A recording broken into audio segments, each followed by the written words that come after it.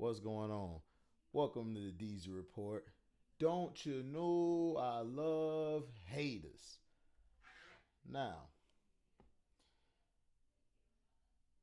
um, Bleach was a great episode today. Well, it came out on the 19th. Um, we had episode 3.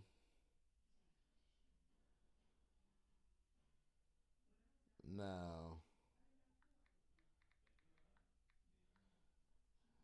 episode 3, which was called The Dark Arm, basically was Ukitake. If you remember, I believe he's captain of Team 13, I believe, or Team 3. One of them. If I messed it up, I apologize. I watched the whole show of Bleach. I haven't really seen it in a long, long time, but very great show. This season, of course, the Soul King was taken out because of the Quincy blood. Because what we know is that we found out about Ichigo's mother. Ichigo's mother was supposed to marry um Uhura. I think that's his name. Hold on. Come on. All right. Urahora, or the one guy who is the Quincy in the group. His mother was supposed to marry his father, so she fell in love with his dad. His dad, of course, is a soul reaper.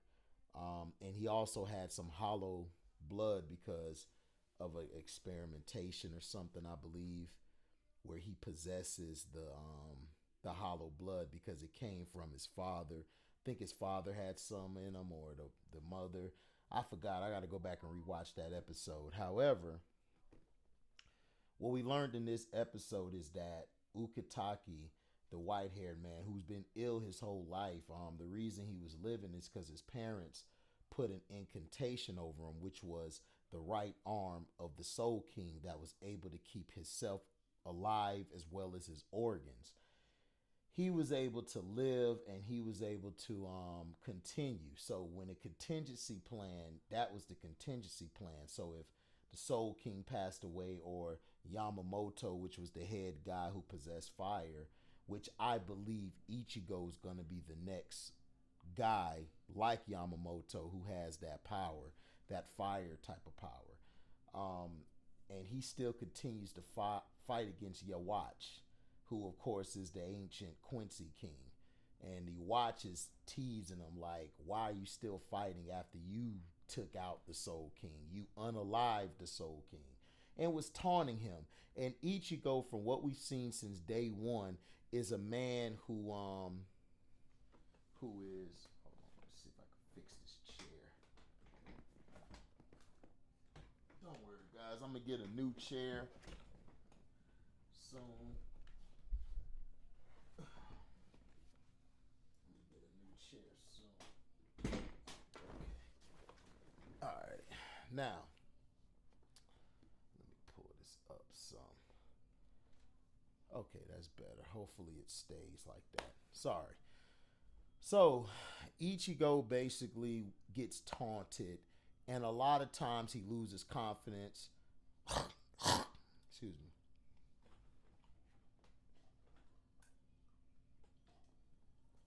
Sometimes he loses himself, and when he loses himself, he kind of takes himself out of the fight. And I love how Tite Kubo, or Tight Kubo, I call him Tight Kubo, which I don't believe his name. I think it's Tite, or I gotta look it up how you pronounce it. But he knows how to make Ichigo very relatable. Ichigo in this season is showing that he's powerful, but he's still not able to protect everybody. Now, when Ukitake did release the right arm of the Soul King to try to bring the Soul King, keep him stable so everything could go back to balance for the temporarily, so everything stays where it at, because everything's starting to come as one. Without the Soul King, the living world, Hukomundo, and Soul Society will all become one. They'll all destroy one another. And that's what you watch once, because he feels slighted. He feels his people was done dirty. So the blood of Ichigo was against him, which he's, of course, part, which we learned, Quincy, because of his mother. His mother's a Quincy. So now that this happened, the other brother, I call him the pimp of the show, with the pink jacket on and got the straw hat. What was his name? I be forgetting names so much. I'm sorry, y'all. Bear with me.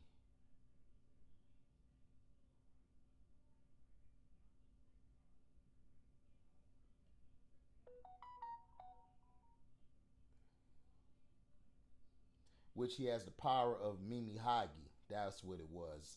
Which is the severed right arm of the Soul King. Now, in this show, it shows us of how Ukitake,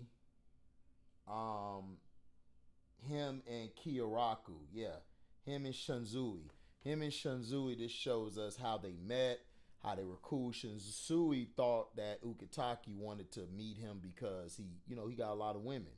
He get a lot of women. He's a playboy. But we found out that he just wanted to have his sweets, like the sweets and everything, and it showed us their story. So now he has to go talk to Aizen Sasuke.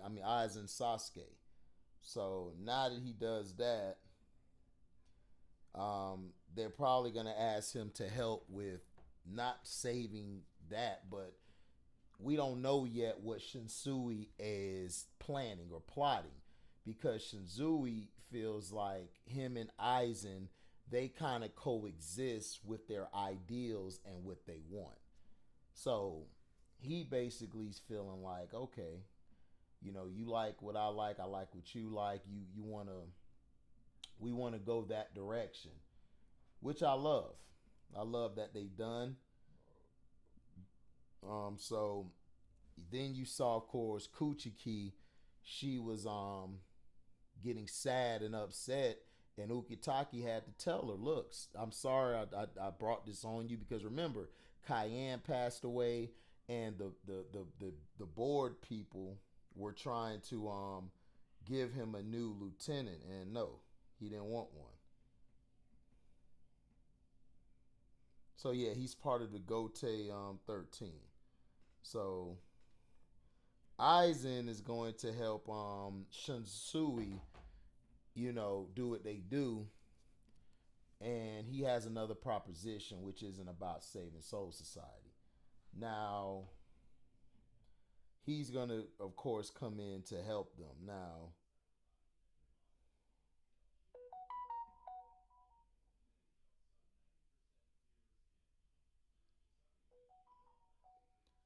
so he still can, Aizen still can use his powerful spiritual pressure to injure anybody who gets too close.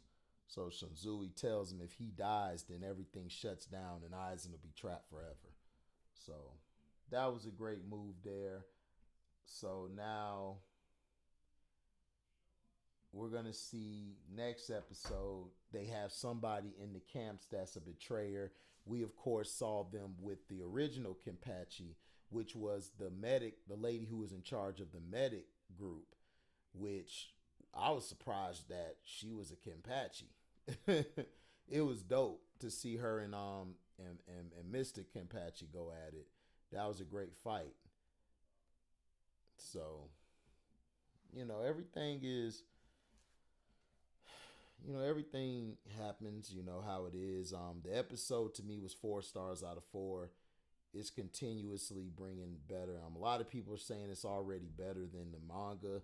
I've seen some of the manga. The manga was ended kind of quick because Kubo was going through health issues.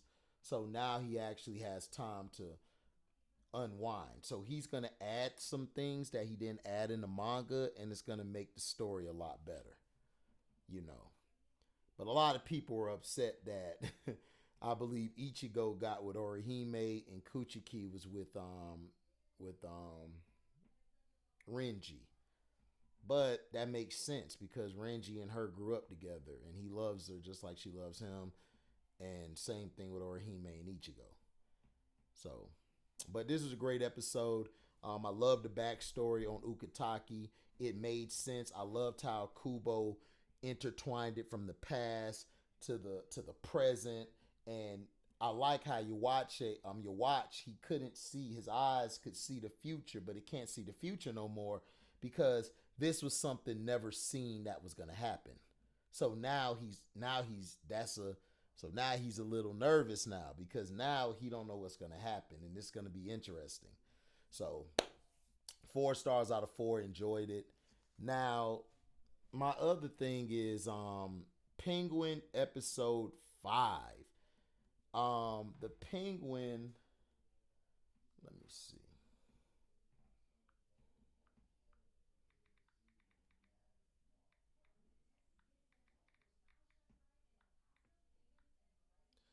So the Penguin episode 5.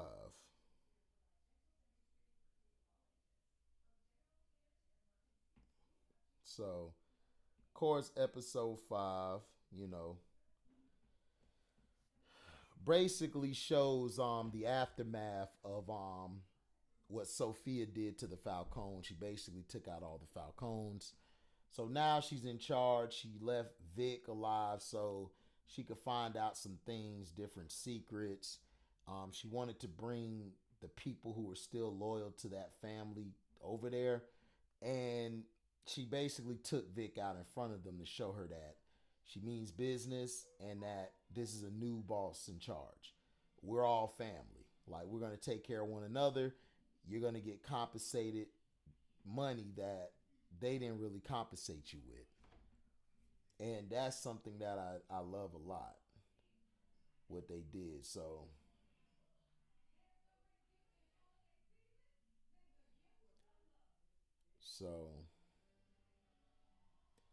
so now,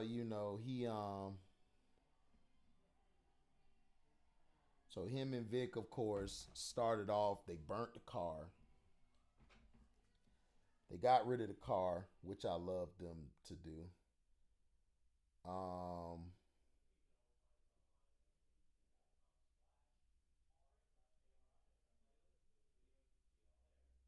okay.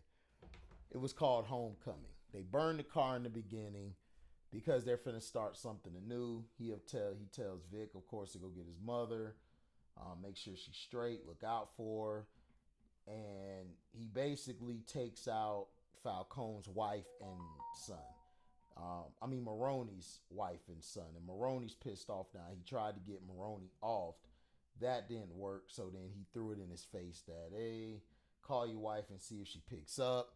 Then he took the mushrooms, but he forgot that when the water and all that sprayed, it damaged him because he doesn't know how sensitive the mushroom is.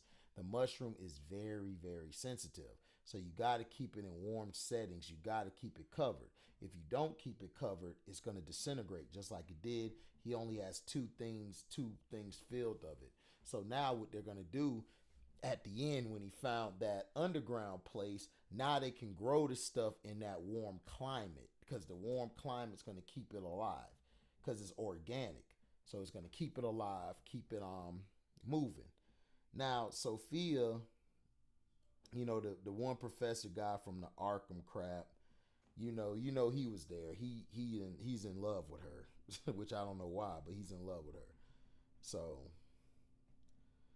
she is fine though for a white girl. She fine as hell. But so now they kick off their alliance. They're gonna go together. Now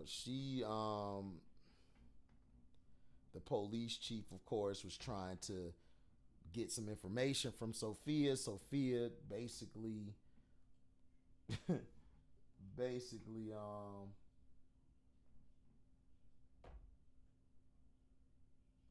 basically just read him his rights, like challenged him and talked trash to him. Was like, like Why is the chief like you coming down here unless you're trying to take pictures to sell to your friends or talk trash about it? He basically was there to make sure they was gone. And he wanted to find where Vic was at so he can know that he's gone too. Because the police, they're saying, oh, well, we're trying to clean up Gotham. They always trying to clean up Gotham. No, all you got to do is pay them some money. They turn the other cheek. And Maroney, of course, got out because he took the keys from that guard. And now he's looking to take out Oz. Sophia got the gang together, went to tell Maroney, let's team up. Now let's team up, go after Oz. We have a common enemy. Oz, of course, was with the one girl who's basically her family is the women who are prostitutes, hoes, and all of that. And she don't feel comfortable being with Oz anymore. Feel like, she don't want to go down that road because she doesn't feel it's safe. It's whatever. So Vic, of course, had to leave because Maroney's out, and Maroney threatened Oz. So now they got to the lowest part of the city, which is called, let me see, what's it called?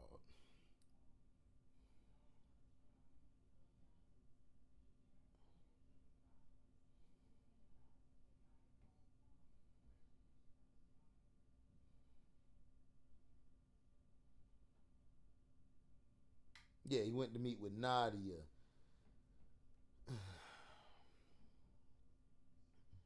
So Nadia, of course, was what's his name? Maroney's wife.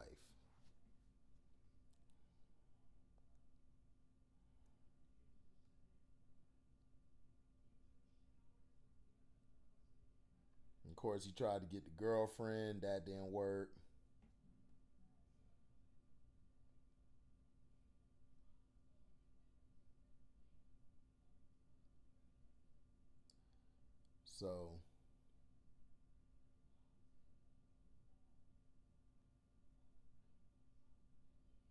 So, of course, the Easter eggs, guys, in the episode, but we'll get to that. So, Vic, of course, takes her, kind of tells her a fib, saying that he took everybody out. He's ahead now. Then, of course, they go to they get to Crown Point, which is the lowest of the low. That's like lower than any other place in Gotham. So they're in Crown Point because nobody will find them. Vic spots a guy who he remembers as he was younger. The guy spots him, but ain't gonna make his move yet. Probably gonna make his move some part of the next episode or maybe the episode after. I liked that caveat they threw in there. So now, once that's over, he took him to an underground and everything.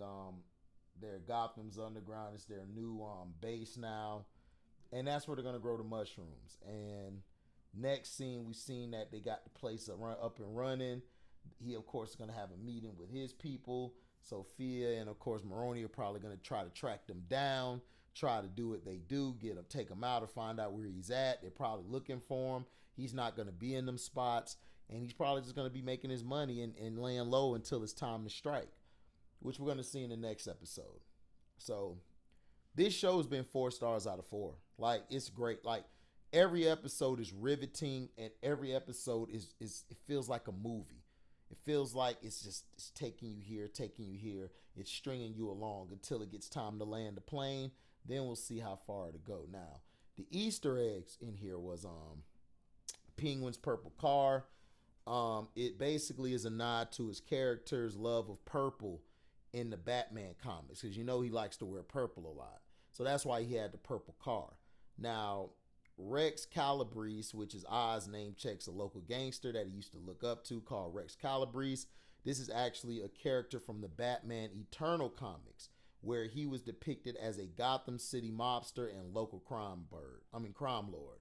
Now, Taj Maroney in the Penguin, Salvatore Maroni's son is called Taj Maroni, but in the comics, he actually has 2 sons, Giuseppe Pino Maroni and Umberto Maroni. It's not clear why they changed it. They probably changed it because they didn't want to have too many sons. They were like, bump it. Just leave it one son.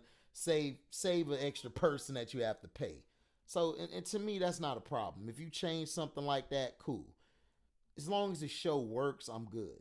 Now, Crown Point, Victor and Oz head back to Crown Point, and it's notorious as being one of the worst neighborhoods in the Gotham City in the comics. Okay, so that's all I have for you guys, man. That's Penguin episode 5, Homecoming, and then of course you had the Dark Hand, Bleach episode 3, season 3. So both these shows I'm giving 4 stars so far. I will keep letting you guys know about stuff on a weekly basis. If you have any questions, just put it in the comment section. Make sure you like, comment, subscribe, and share this. Hit that notification bell to select all so you can receive upcoming notifications. And if you guys love what you hear, you can donate to the page by going to the description box, hitting that link to my Cash App to donate whatever your heart's desire. And thank you guys, man, for your love and blessings. This is the DG Report signing off. Peace.